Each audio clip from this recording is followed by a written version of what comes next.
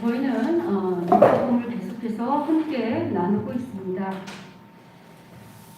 여러분, 신앙생활을 하다 보면 내 죄 때문에 겪는 고난 말고 분명히 내가 하나님의 뜻대로 신실하게 살려고 애썼는데도 불구하고 내가 처한 환경이나 상황이 점점 더 최악으로 달려가는 것처럼 보일 때가 있습니다. 이럴 때 우리는 많이 당황하고 낙심합니다. 또 이런 상황이 계속해서 반복되면 어느새 신앙이 많이 약화되어가지고 그냥 세상 사람들하고 별반 다르지 않게 살아갈 때가 있는 것 같습니다.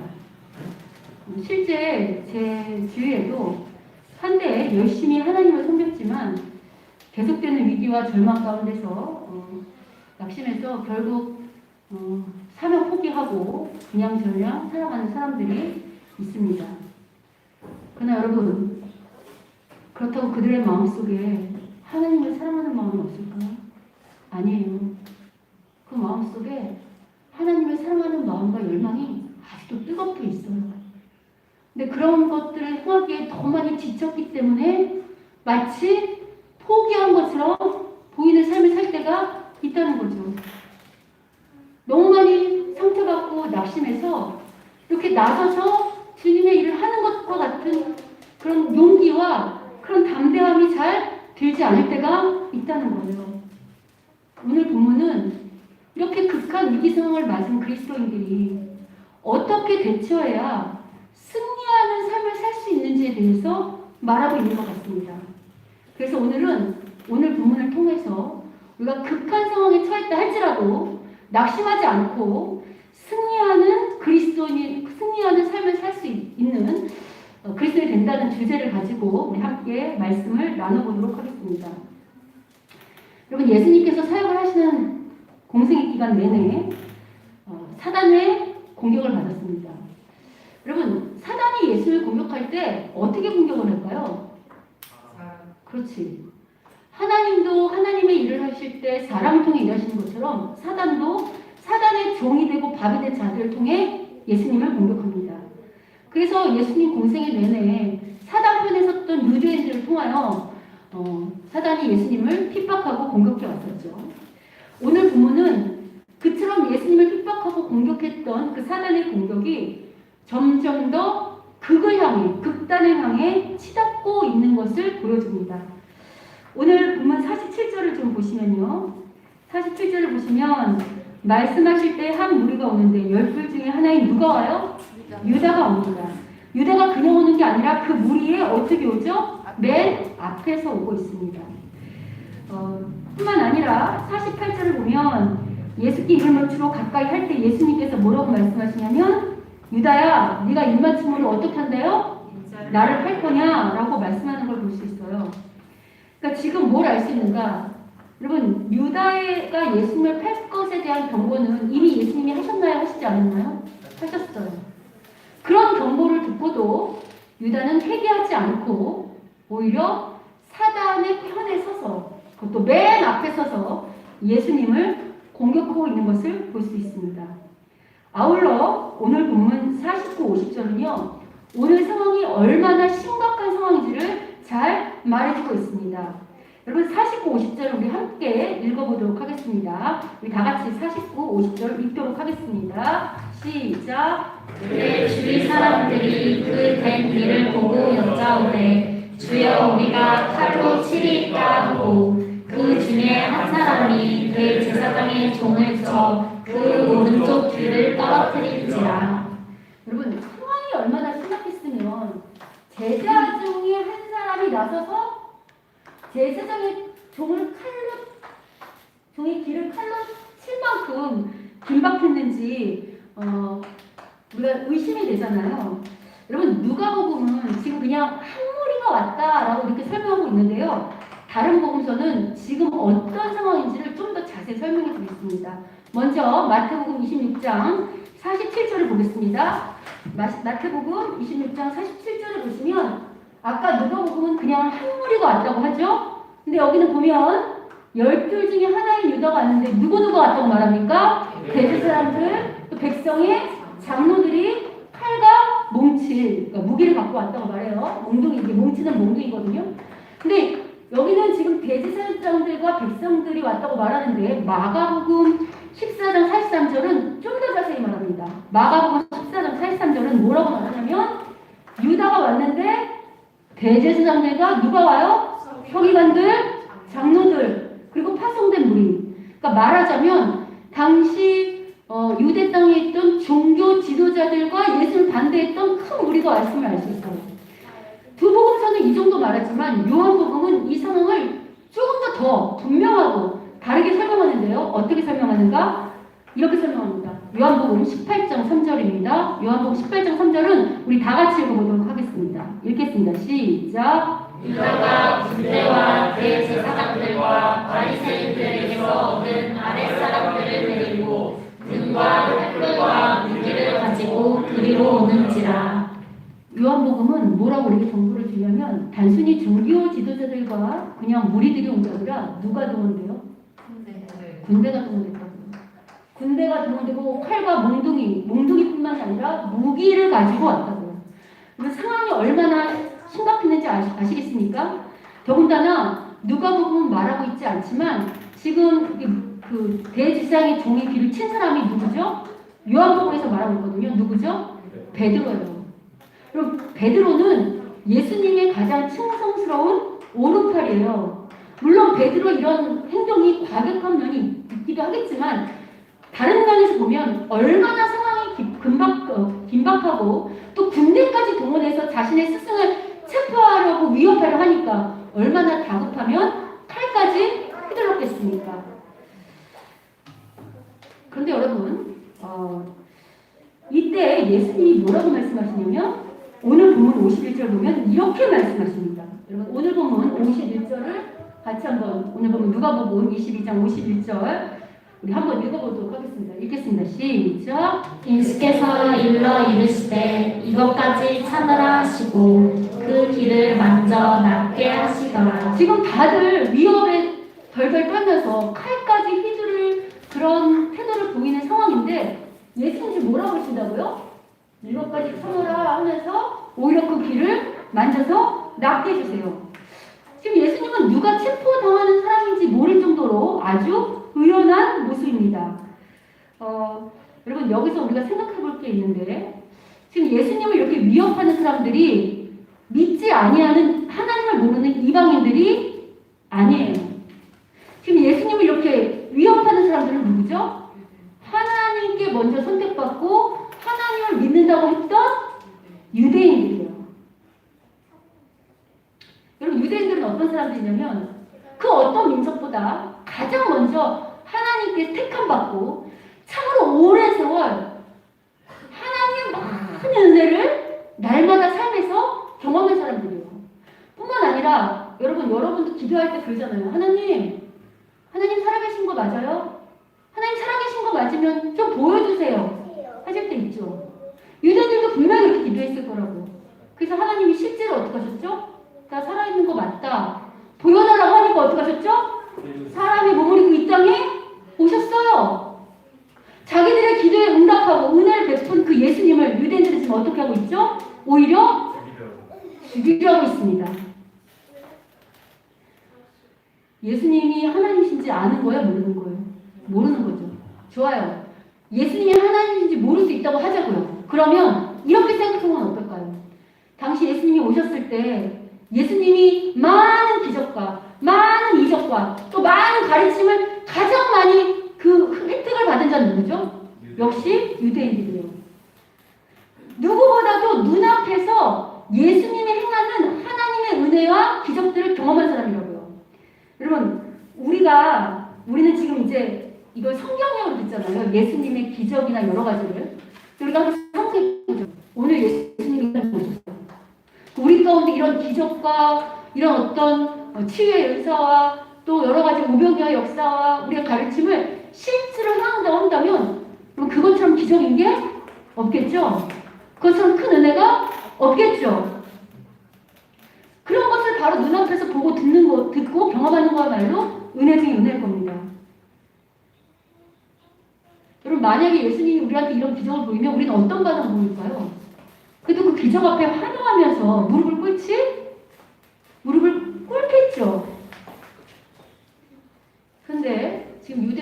그런 은혜를 다 경험하고도 자기들의 입맛에 안 맞는다고, 자기들의 기대와 다르다고 지금 예수님을 결국 어떻게 하는가? 죽이기로 작정했습니다. 여러분, 우리가 예수님이라고 좀 생각을 해봐야 될 필요성이 있어요. 왜냐하면 여러분, 예수님이 이렇게 십자가에 잡히실 때는 사람의 100% 하나님의 모습이 아니라 십자가에 죽으실 때는 어떤 모습으로 고난받으신 거였죠? 100% 사람의 마음, 모습으로. 그러면 우리도 똑같은 사람이라고 할 때 우리가 이런 일을 당했다고 생각해 보자고요. 우리가 주님의 일 때문에 최선을 다해서 사람을 섬기고 사람을 사랑하고 내 것을 다 내어줄 만큼 헌신하고 충성을 했어요. 그렇게 사랑으로 돌보고 섬겼어요. 근데 결국 돌아오는 게 비난이고 저주고 그리고 실패와 조롱이라고 한다면 여러분 이럴 때 어떡하시겠습니까? 환멸을 느끼고 절망하고 하던 일을 포기하고 싶지 않으시겠습니까? 그런데 오늘 본문의 예수님은 앞서서 얘기한 것처럼 누가 체포당하는 사람인지 모를 만큼 의연하세요. 의연하신 정도가 아니고요. 아주 담대하시게 이 모든 상황에 주도권을 끌고 가십니다. 여러분 오늘 본문 53절을 보십시오.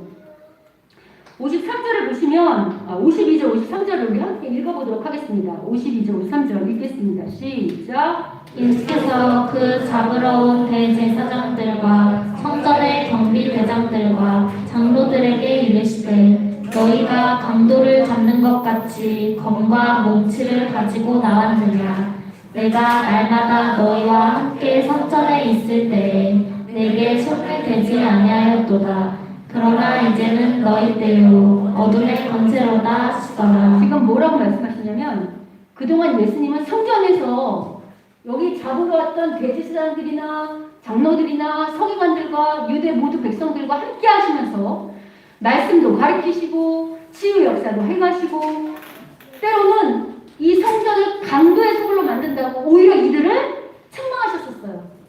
그때 그들은 어떻게 했냐면 아무 예수를 잡지도 않고 아무 말도 하지 못한 채 잠잠히 있었죠. 근데 그때는 잠잠히 있던 그들이 오늘은 오히려 예수님을 강도로 몰고 잡으러 오신 거죠. 잡으러 왔죠. 근데 예수님이 이럴 때 어떡하시냐? 오히려 이들을 책망하시고 당당하게 이들에게 조금 더 선포하시면서 담대하고 의연한 모습을 보이십니다. 그러면 우리가 이렇게 위기의 상황에도 주도적으로 오히려 담대하게 이 상황을 이끄시는 예수님. 그리고 오늘 보면 그렇잖아요. 유다한테 먼저 나셔서 말씀도 거시고 말벌기를 낳게도 해주시고 이 무리들을 꾸짖기도 하시고 주도권이 누구한테 있어요? 예수님께 있어요. 세상 사람 같으면 오히려 억눌리고 눌려있을 텐데 주도권이 예수님한테 있다고요. 그럼 우리가 이런 질문을 할 수 있어요. 예수님은 어떻게 이런 최악의 상황, 가장 극한 이 위기의 상황에 너무나도 담대하고 의연하게 대처할 수 있는가? 라는 질문을 할 수 있겠죠. 이유는 무엇인가? 예수님은 하나님의 뜻이 무엇인지 분명히 알았고 하나님이 자기를 향해서 이루실 그 사명과 목적이 무엇인지 분명히 알았기 때문입니다. 여러분 예수님의 이 땅에 오신 사명, 예수님께서 이 땅에 오신 목적이 뭐라고 했죠? 하나님 나라를 여러분 하나님 나라를 세운다는 건 다른 말로 뭐라고 했죠? 하나님의 사람들을 세우는 거예요. 사람들. 그러면 생각해 보세요. 하나님의 사람들을 세우러 이 땅에 오셨는데 기본적으로 이 사람들은 다 어떤 상태죠? 죄인이에요. 타락한 이 사람이 죄에 빠진 사람들이라고. 이 죄의 문제를 해결하지 않고는 하나님의 사람으로 거듭날 수 없어요. 그러면 죄의 문제가 되기 위해서 예수님이 반드시 통과해야 될 문이 뭐죠? 여러분 예수님이 이 땅에 우리를 구원하시기 위해서 반드시 통과해야 될 문이 뭡니까? 그렇죠. 십자가의 죽음이죠. 십자가 없이는 아무것도 하나님의 뜻을 이룰 수가 없어요. 예수님은 십자가라는 하나님의 뜻을 분명히 알았고 비록 자기가 지기에 힘들고 자기 뜻과 맞지 않는다 할지라도 십자가를 지는 것이 하나님의 뜻이고 자기가 이룰 사명이라는 것을 분명히 알았기 때문에 이 상황 속에서 이 상황이 어디를 향해 달려가고 있죠? 십자가를 향해 달려가고 있다는 것을 분명히 두려워하지 않고 의연하고 담대할 수 있었다는 거예요. 근데 여러분, 이렇게 하나님의 뜻을 이행하려고 할 때 반드시 이것을 막는 세력이 있다 그랬죠? 어떤 세력이 있죠? 네, 사단은 우리가 하나님의 뜻을 이루는 걸 좋아하지 않아요. 여러분 죄송하지만 그냥저냥 포기하고 사는 사람들한테 사단의 공격이 있을까요? 심하지 않아요. 왜냐면 어쨌든 그 사람들은 그냥 둬도 그냥저냥 살면서 하나님 뜻과는 무관하게 이름만 그리스도인이라고 달고 살 거기 때문에 공격하지 않습니다. 그러나 주의 군사가 되기로 작정하고 하나님의 뜻을 이루겠다고 작정하는 자들에게 누가 끊임없이 공격할까요? 마치 예수님에게 끊임없이 공격하고 달겨드는 것처럼 그런 참된 주의 제자들에게는 끊임없이 우리를 극한 상황으로 놓으며 밀어넣으며 위협할 것입니다. 그래서 여러분 오늘 본문은 뭐라고 말하는가? 너희가 정말 참된 주의 제자 맞니? 너희가 정말 주님의 뜻을 이루고자 하는 그런 열망과 그런 순종의 마음과 몸부림이 있니? 그렇다고 한다면 너희 삶 속에는 반드시 오늘 예수님처럼 위협의 상황, 극한 위기의 상황이 오는 것을 이상히 여기지 말라고 말하는 겁니다. 그러면 이런 극한 상황에서 어떻게 이기는가? 앞서 말한 것처럼 상황을 보는 게 아니라 뭘 봐야 될까요? 나를 향한 하나님의 뜻을 바라봐야 되고 이 상황 위에서 이것을 통제하시며 이 상황을 통해 당신의 뜻을 이뤄가실 누구를 바라봐야 될까요? 하나님을 바라봐야 됩니다. 제가 이런 얘기하면 목사님 그걸 누가 몰라요? 우리 너무 많이 들었어요. 상황 바라보지 말고 하나님 바라보라는 얘기. 상황을 이겨야 승리할 수 있다는 것. 하나님 그 상황 속에서 일하실 하나님을 바라보라는 거 너무 많이 들었어요. 라고 말하지만 그럼에도 불구하고 여러분 이런 이야기를 하나님은 오늘 이 순간만 하실까요? 이런 위협은 오늘 우리만 당할까요? 그렇지 않아요. 이런 일은 오고 오는 인류 가운데 반복해서 참된 주의 제자들이라면 반복해서 당하는 상황이라고 오늘도 말씀하시는 거예요. 여러분 실제로 사도행전 8장은 이런 사건이 있습니다. 사도행전 8장 1절부터 3절을 보겠습니다. 사도행전 8장 1절부터 3절입니다. 자, 읽어보도록 하겠습니다. 우리 함께 읽겠습니다. 시작. 사울은 그가 주님 나감을 마땅히 여기더라. 그 날에 예루살렘에 있는 교회에 큰 박해가 있어 사도 외에는 다 유대와 사마리아 모든 땅으로 흩어지니라. 경건한 사람들이 스데반을 장사하고 위하여 크게 울더라. 사울이 교회를 전멸할세 각 집에 들어가 남녀를 끌어다가 옥에 넘기니라. 지금 여기서 보시면 사울은 그가 죽인 후에 마땅히 여기더라 이렇게 할 때 이 그는 누구냐면 스데반이라는 사람이에요. 스데반은 예수님이 오신 다음에 유대인들에게 예수님이 어떻게 하나님 보내신 메시아요 우리의 진정한 복음의 구주이시를 유대인들 놓고 설교하다가 그것을 고백하다가 돌에 맞아 죽은 사람이에요. 그러니까 말하자면 신실하게 예수님 믿는 제자인데 유대인들한테 돌에 맞아 죽은 거예요. 근데 이 스데반의 죽음을 기점으로 어떤 일이 일어나냐면 여러분 초대 예루살렘 교회에 박해가 일어나잖아요. 유대인들에게 박해가 일어나는데 어느 정도냐면 여기 보시면 아주 큰 박해가 일어나요. 물론 이전에도 예루살렘 교회를 핍박하는 게 있었지만 이 스데반의 죽음을 기점으로 어느 정도의 박해가 일어나냐면 사도 외에는 그 예수를 믿던 주님의 제자들이 유대와 사마리아와 모든 땅으로 어떻게 할 만큼? 이게 흩어지단 말이 다른 게 아니고 내가 살던 집을 어떻게 해요? 살던 터전을 떠나서 어떻게 했다는 거예요? 도망갔다는 거예요. 왜요? 목숨이 위험하고 옥에 닥칠 수 있는 큰 위험이 있으니까 도망갔다는 거예요. 여러분 우리가 이 당시 사람이라고 생각해보자고요. 아까 말한 것처럼 스데반은 신실하게 예수를 믿던 예수님의 제자였어요. 근데 지금 예수를 믿는다는 이유로 어떻게 됐다고요? 돌에 맞아 죽었어요. 그리고 그럼에도 불구하고 우리는 계속해서 예수를 믿기로 작정했는데 우리도 어떻게 됐다고요?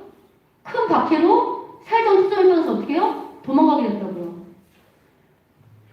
여러분 우리가 그 당시 사람을 생각할 때 우리는 지금 너무도 편안하게 너무 너무도 나약하게 안주하면서 예수님을 믿고 있거든요. 근데 우리가 그 당시라고 생각할 때 지금 어떠냐면 우리가 오늘 보따리 싸야 되는 거예요. 집이고 흥장이고 다 두고 보따리 사고 목숨 걸고 또 도망가야 된다고요. 이럴 때 여러분 우리가 이제 다른 지역에 지금 어디 도망갔냐면 잘 보세요. 유대와 사마리아 온 땅 흩어졌어요. 그러니까 사방팔방 흩어졌죠. 여러분 이럴 때 우리가 만약에 피난 갔다고 생각해 보자고요. 그럼 피난 간 데서 여러분 어떤 생각이 드시겠어요? 하나님은 왜 이렇게 하시나? 괜히 예수님 믿었나 보다. 그냥 어떻게 하면 이 흩어진 곳에서 터전을 잡고 먹고 살까? 어떻게 하면 오늘을 넘길까? 어떻게 하면 내일을 버틸까? 그렇게 세상 사람하고 똑같이 먹고 사는 문제 고민하다 급급하면 살기가 쉽겠죠. 근데 여러분 이 당시에 이 흩어졌던 이 핍박받은 성도들을 어떻게 했는 줄 아십니까? 이렇게 했습니다. 사도행전 8장 4절로 그 다음입니다. 자 읽겠습니다. 시작. 그 흩어진 사람들이 두루 다니며 복음의 말씀을 전할 새 빌립이 사마리아 성에 내려가 그리스도를 백성에게 전파하니. 지금 보시면 흩어진 사람들이 어떻게 하고 있다고요? 두루 다니며 어떻게 한다고요? 복음을 전하고 있어요. 우리 같으면 이런 핍박의 상황에 피난 가면 삶의 터전에서는 당장 거기서 뭐부터 찾을까요? 먹고 사는 일부터 찾겠죠. 그리고 정착하는데 어떻게 하면 정착해서 안전하게 살까를 먼저 고민하지 않을까요? 근데 이들은 어떻게 하고 있다고요? 오히려 이 상황 속, 이 악한 상황 속에 두루다니며 복음을 증거하고 있는 거 보이십니까? 이들은 어떻게 위기의 상황 속에서도 극한 위기의 상황 속에서도 자신들의 안위가 먼저 살피는 것이 아니라 흩어져 두루다니며 복음을 증거하는 사람들이 될 수 있었을까요?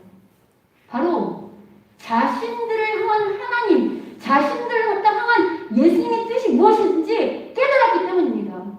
왜냐하면 사도행전 1장 8절을 보시면요. 예수님이 부활 승천하시기 전에, 부활하시고 승천하기 직전에 예수님의 제자들을 다 모아놓고 마지막 사명을 주시고 당부를 하세요. 뭐라고 사명을 주시고 당부하시는가? 사도행전 1장 8절입니다. 자, 같이 읽도록 하겠습니다. 시작. 오직 성령이 너희에게 임하시면 너희가 권능을 받고 예루살렘과 온 유대와 사마리아와 땅 끝까지 이르러 내 증인이 되리라 하시니라. 어디요? 온 유대, 사마리아, 땅끝.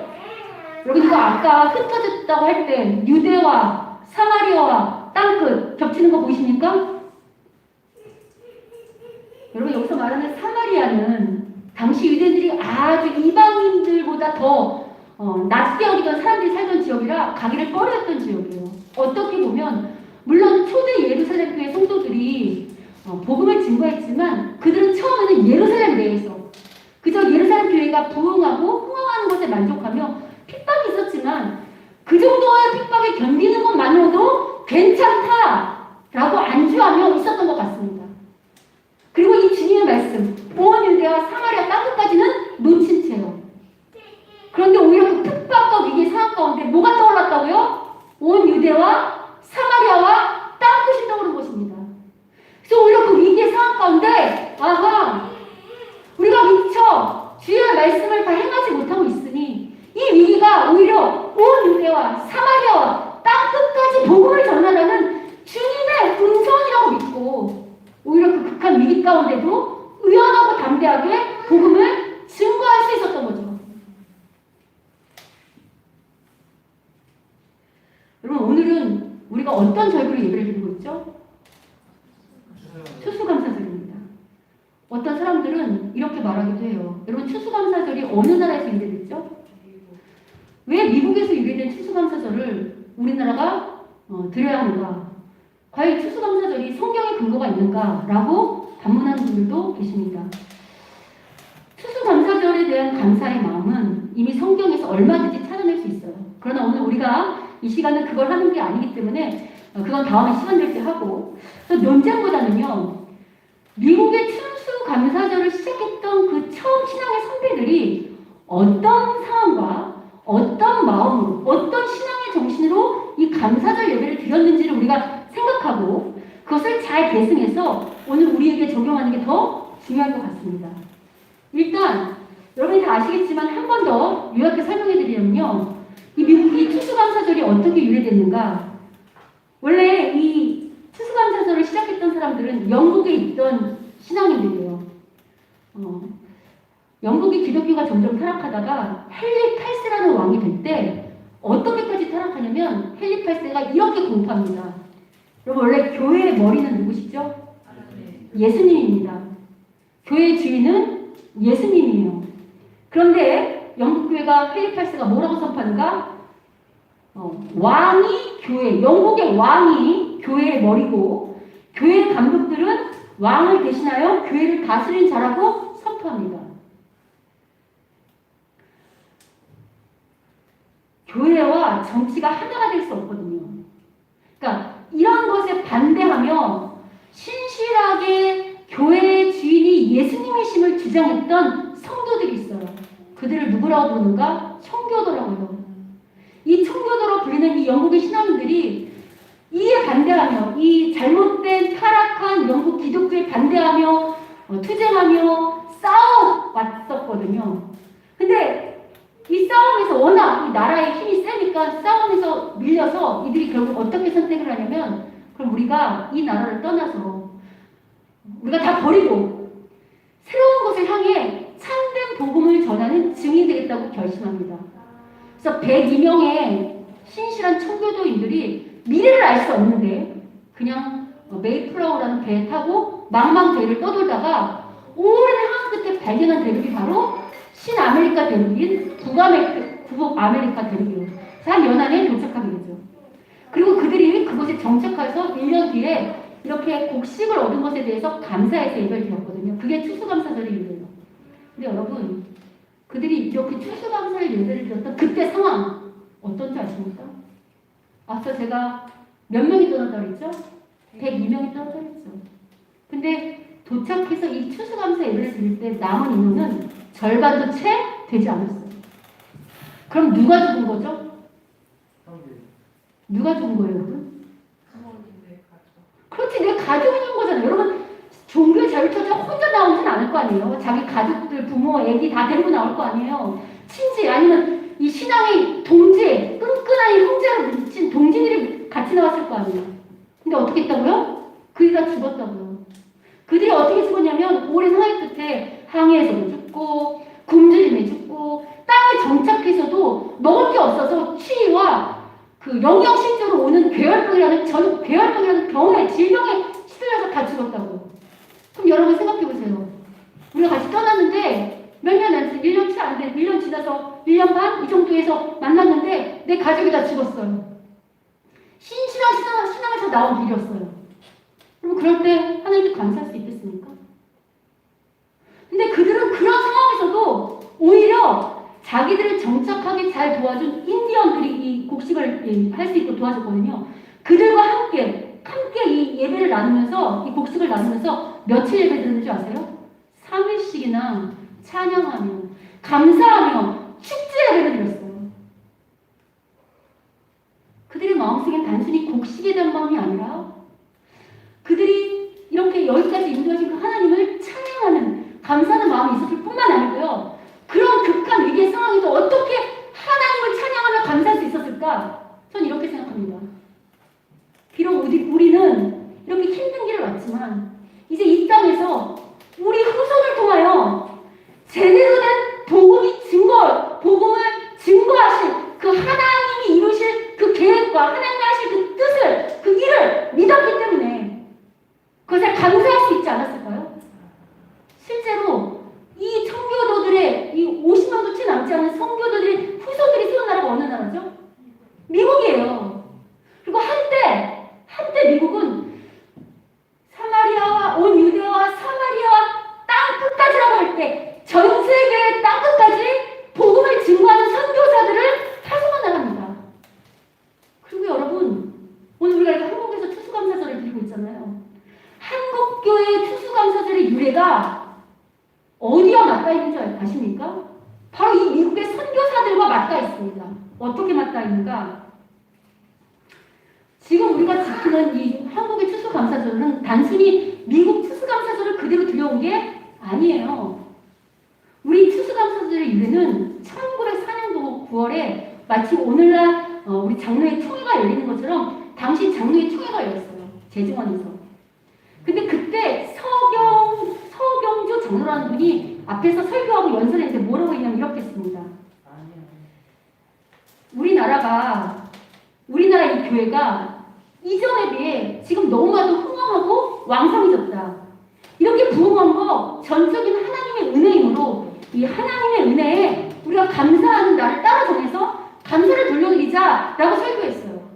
많은 목사님들과 회중들이 그리고 미국의 선교사들이 이 연설에 감동을 받아서 여러 논의 끝에 실제로 1914년도에 우리 추수감사절을 한국의 추수감사를 제정하는데 언제를 제정하냐면 11월 셋째 주 수요일을 제정해요. 주일이 아니죠? 왜 11월 셋째 주 수요일을 하는지 아십니까? 장로교회사라 전이집이라는 그 책에 따르면 이렇게 나와 있어요. 우리가 11월 셋째 주 수요일로 추수감사 절기를 정한 이유는 선교사가 조선에 처음 건너온 그 날을 기념하기 위함이다. 결론적으로 여러분, 한국의 추수감사절은 단순히 곡식감사가 아니고요. 교회가 흥황한 것, 즉 영적인 추수를 하게 하신 하나님께 감사하는 감사의 일인 겁니다. 이는 조선에 처음 복음의 씨를 뿌려진 선교사들 감사하고 궁극적으로 그렇게 인도하신 그 섭리 하나님께 감사하는 것과 또 아까 말한 그 청교도들이 건너와서 하나님께 감사드렸던 정신과 맞물려 있음을 알 수 있어요. 그러나 어쩌면 오늘 이렇게 추수감사 예배 드리는 이 상황에 이 말씀을 듣는 우리 가운데는 어쩌면 이렇게 생각하시는 분도 있을지 몰라요. 오늘 본문처럼 나 이렇게 신실하게 예수 믿었는데 왜 나한테는 늘 위기의 상황이 끊이질 않는가? 왜 나한테는 늘 극한 상황이 멈추는 것 같지 않은가? 라고 한탄하는 분도 있을 수 있어요. 그래서 감사의 배가 다 뭐냐? 내가 죽게 생겼는데 하고 푹이 죽어있는 분들도 있을 수 있습니다. 또 어떤 분들은 앞서 설명한 것처럼 너무나도 반복되는 위기와 절망과 극한 상황을 만남으로 말미암아 난 이제 도대체 하나님의 뜻을 모르겠다.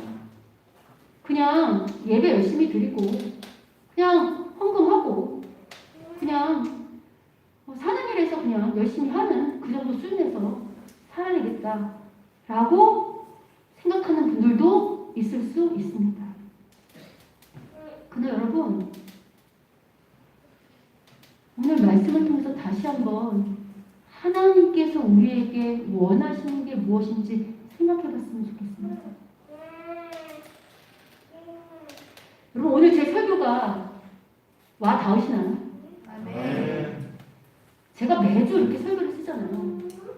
제 설교가 여러분 가슴에 와닿는다고 할 때 저한테 어떤 고민이 있는가? 제가 원고를 참 열심히 쓰는데 이렇게 잘 짜진 원고가 과연 이게 어떤 의미가 있을까? 매주 말씀을 듣는 우리에게 이것은 도대체 어떻게 다가올까라는 고민이 있습니다.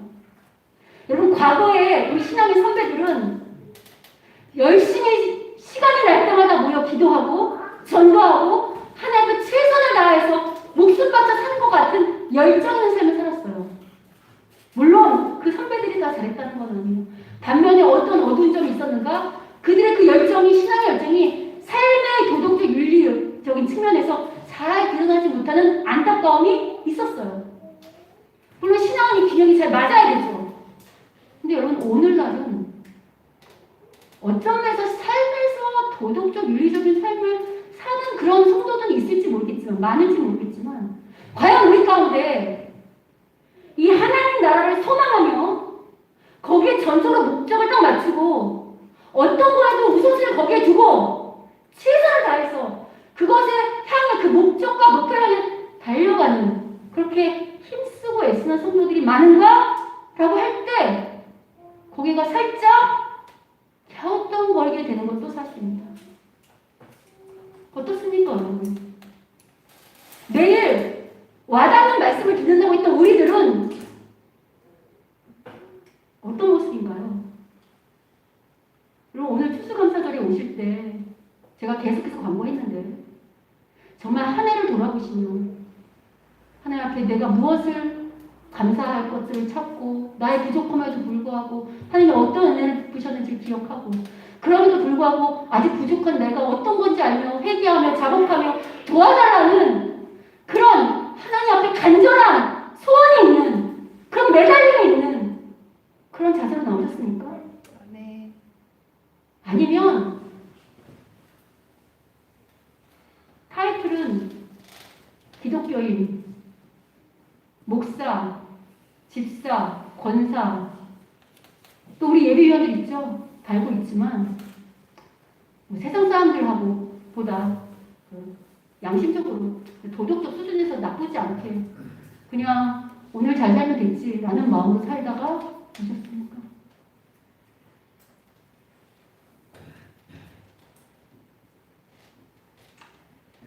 혹시 지금 위기의 상황에 처해 있어서 자꾸만 하나님을 바라보지 않고 환경을 바라보는 사람이 있다고 한다면 오늘 이 말씀을 통해서 다시 한번 환경이 아니라 하나님을 바라보고 환경을 이기고 승리하는 성도들이 되기를 축원합니다. 네. 아니 어떤 면에서는 여러분 우리가 다 그런 위기를 넘고 사단이 우리 쓰러뜨리려고 함에도 불구하고 그 위기를 넘고 이기고 여기까지 와서 오늘 이렇게 감사 예배를 드리는 거 아닐까요? 저는 그렇다고 보는데 어떻습니까 여러분? 아멘입니까? 네. 여러분 위기를 넘기고 오신 분들 맞습니까? 아멘. 감사의 마음으로 사시는 분들 맞습니까? 아멘. 상황 속에서 상황을 바라보는 게 아니라 하나님이 하실 그 일을 바라보며 거기에 우선순위를 두고 거기에 삶의 모든 열정을 두고 사시는 제자들 맞습니까? 네. 아멘이죠. 여러분 한 걸음 더 나가서요. 한국교회 그 특수감사절 일들가 단순히 1년의 어떤 열매의 추수가 아니라 교회가 호응했던 것, 영적 추수에 대한 감사를 놓치지 않았으면 좋겠습니다. 앞서 언급한 것처럼 우리 신앙의 선배는 무슨 일이 있으면 전도하는데 마음과 힘을 쏟았어요. 어떻습니까? 오늘 우리는 우리의 마음속에 어떤 상황이도 전도하리라, 복음을 증거하리라 라는 마음을 세고 계십니까?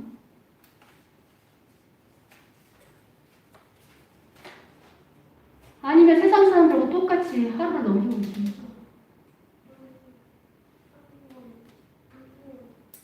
여러분 복음 전파는 어느 특정한 한 사람의 사명이 아니고 우리 모두의 공통된 사명입니다. 아울러 예수님께서 이 땅에 오신 게 누구 때문이라고요? 사람 때문에 오셨다고요. 사람 구원하러. 우리의 가장 급선무되는 사명이 뭐라고요? 사람을 세우는 일입니다. 구원하는 일이라고요. 복음을 증거하는 일이라고요.